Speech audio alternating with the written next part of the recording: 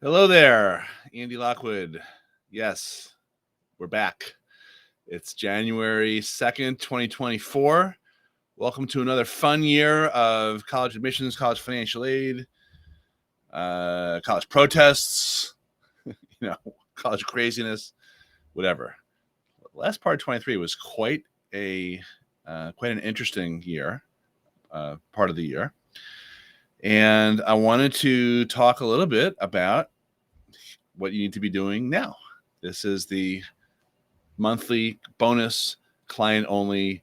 Here's what you need to be doing now workshop, which is now moved to a separate place on our website. I'm also going to post it on the Facebook page, assuming there's no issues uploading to Facebook. But for this year, I decided to bring it into the client only section of the website because it's a new feature that our software actually allows us to do. So, hey, I thought I would change. And that's there's always changes. So I figured I would implement one myself. So what's happening right now in the beginning of January is what I was jokingly describing to a local Fox reporter just moments ago by text as a foreseeable shit show with the FAFSA. So there's been changes that have been pending for the FAFSA, that's the free application for federal student aid, that were supposed to have gone into effect by the end of 2023. So it's a major overhaul of the FAFSA. It's not only in terms of some of the content, meaning it's a shorter form with fewer questions, but actually many sub questions. So I don't know exactly how much shorter it is, but with rule changes that I've talked about ad nauseum, including if you have multiple kids in college, that used to be helpful. They called it colloquially a sibling discount, but that was taken away by the rules for this new FAFSA. That is, it's out technically, but it's just not available. If you go on the FAFSA website, FAFSA.gov, you'll see that there's what they call a soft launch, and there are these planned outages. So far, I haven't been able to actually time it so that the FAFSA is actually available. Pearl has been monitoring this for all of our clients, so we're waiting to see. But the sibling discount ending is one of the major changes. There's other changes that we've talked about regarding divorced families, business owners. So if you've missed any of that stuff or you have questions, just reach out. You can post a comment here, or you can just email us directly if that affects you. But we've talked a lot about them in the last year, so I'm not going to belabor them here. The other big change, though, is technological, which in theory wouldn't affect you, but the problem is that it will, and that's why there's all these delays and glitches that they're not really talking about on the website. But behind the scenes with colleges, financial aid offices are woefully undertrained, undermanned, and scrambling around to also deal with the new seismic overhaul of the coding. So apparently the software platform that the old FAFSA was based on is something like 30 years old. So they haven't really done anything to overhaul it until this year. So I think even with a private company, that would be a major undertaking. But with a big, dumb bureaucracy like the Department of Education and whoever else is involved, then you're talking about a major shit show, like I tried to get on the air. I don't think that's going to make it, though. So what does that mean? For you, it can mean a few things. So first of all, if you already applied early decision to a college that required the CSS Profile financial aid application form, then that's already been in.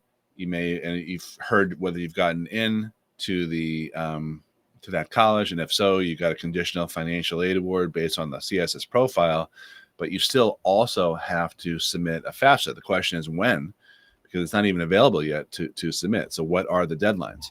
So part of this behind the scenes scrambling is going to be, in my obvious prediction here, is a pushing back, excuse me, of deadlines that are not necessarily in existence right now, but there could be, February 15th deadlines to file your FAFSA that may come and go. If that happens, it's going to be ugly. It's going to be messy. It's going to be stressful, but you really shouldn't worry about it because everyone's in the same boat. And in the past, when there's been other changes, granted, none of which have been this crazy, but in the past, colleges have been forced to relax their deadlines a little bit, and it all works out. But the issue is going to be not just for early decision people not knowing exactly how much college is going to cost them, but for regular decision people who may not find out whether they were admitted to college in March or April. Those financial aid awards may be pushed back also, so that the typical deadline on the for the housing deposits every year is May 1st. I am sort of half predicting that is going to be pushed back also to give families the opportunity to appeal and negotiate these awards. But again, we're all flying by the seat of our pants here.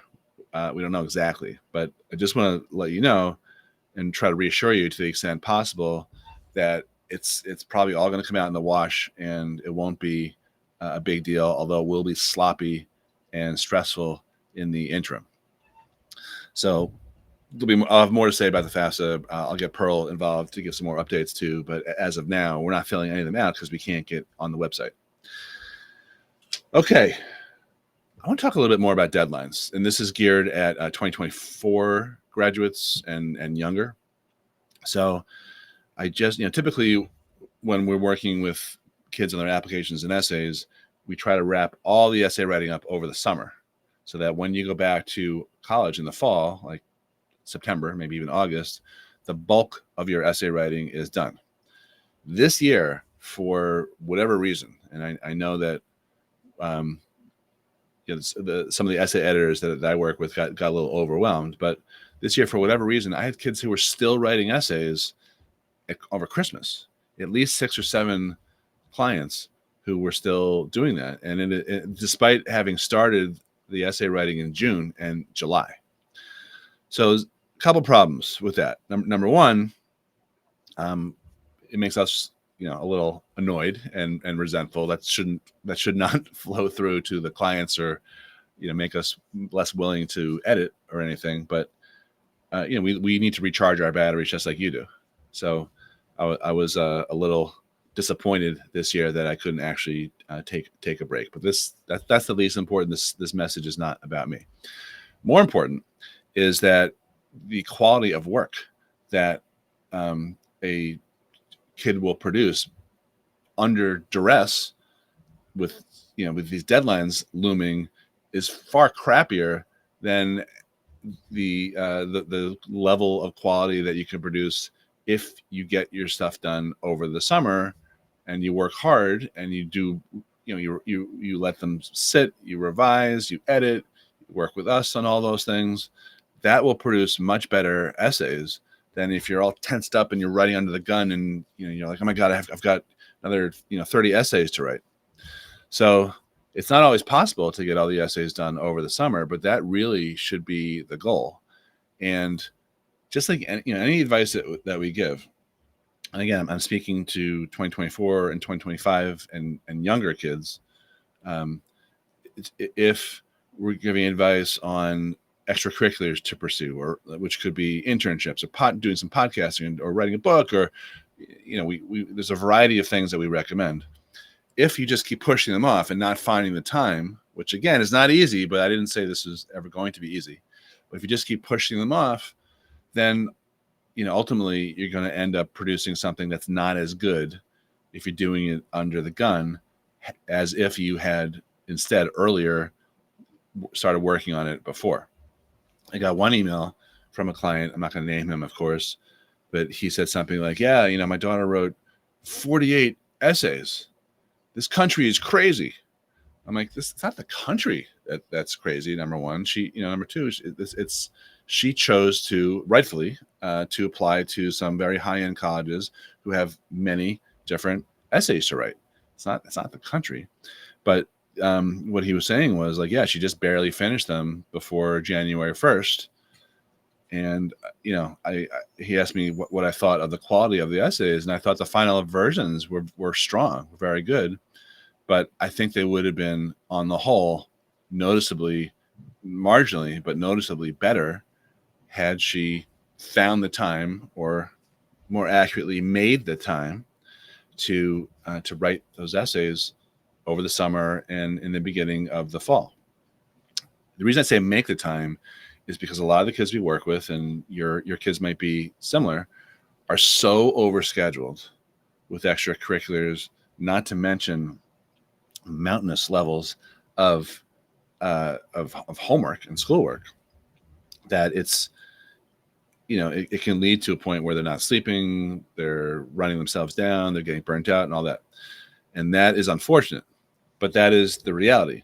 So if you are the type of student who is gunning for an elite school or a near elite college, and that's where you think you belong, then by all means go for it. But understand that you're going to be competing with kids who are, at that level also, and they're going to be doing the same, if not more, insane types of extracurricular activities, and have extremely high marks and all that. So I would never dissuade anyone from applying to a top college or two, just even if they don't really have much more than a 2% chance or something.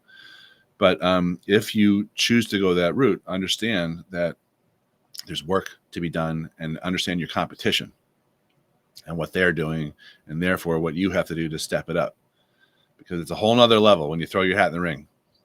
Those types of schools, you may be a standout at your own high school, but now you're going to be elevating yourself to compete in the big leagues with similar kids, if not more qualified kids from other high schools who are all at least as good academically, and probably more highly qualified academically.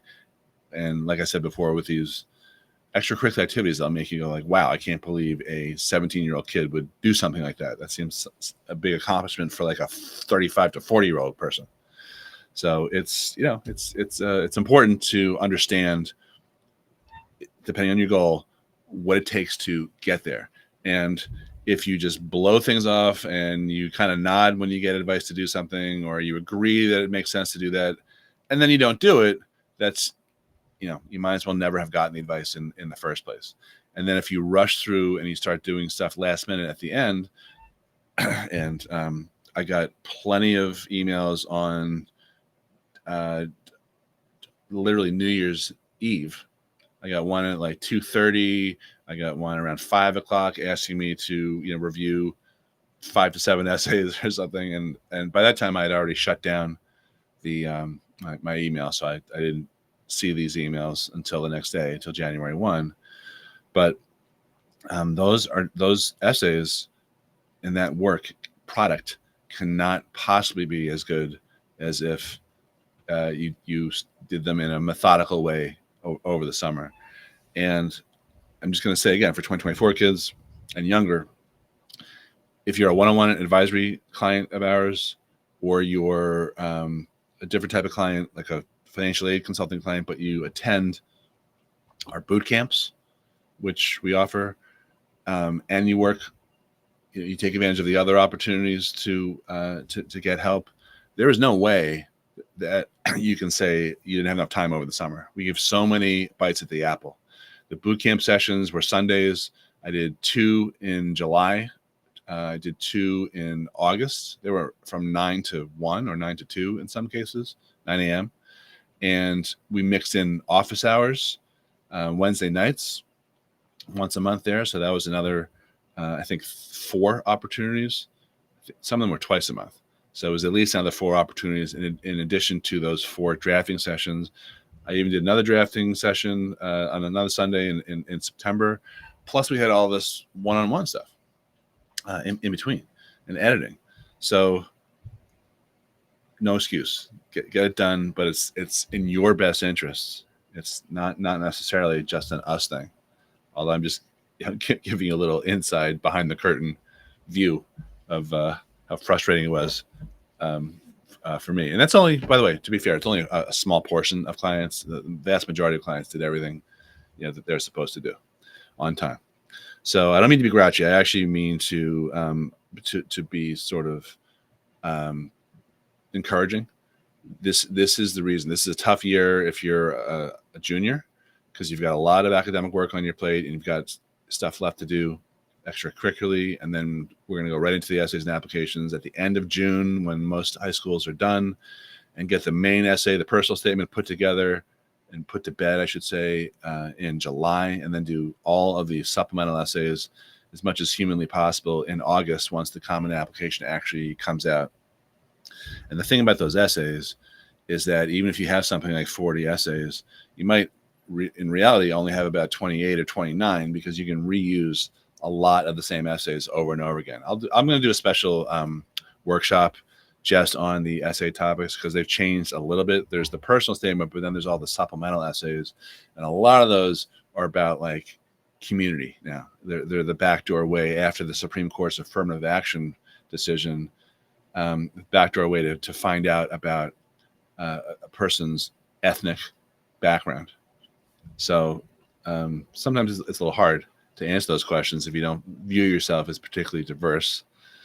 So I understand that. But once you start writing these and you see that you can repurpose them, it gets faster and easier to write these also. So even though 40 essays may seem like a lot, once you chunk it down, it's actually not as daunting as that slap in the face that you might have felt when I mentioned that the number 40. So I'm gonna wrap up here.